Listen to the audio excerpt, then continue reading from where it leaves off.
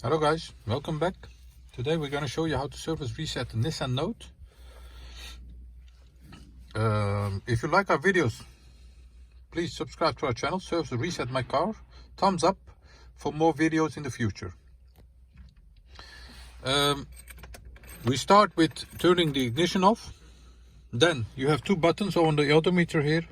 We press this button, hold that button pressed, turn on the ignition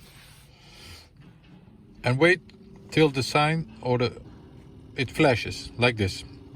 Then you can adjust the service menu by pressing that, and once you want it on this kilometers, you release that and wait it, and then it has reset itself to 22,000. Thanks for watching. Like our videos for more videos. See you next time with another car. Thank you. Bye bye.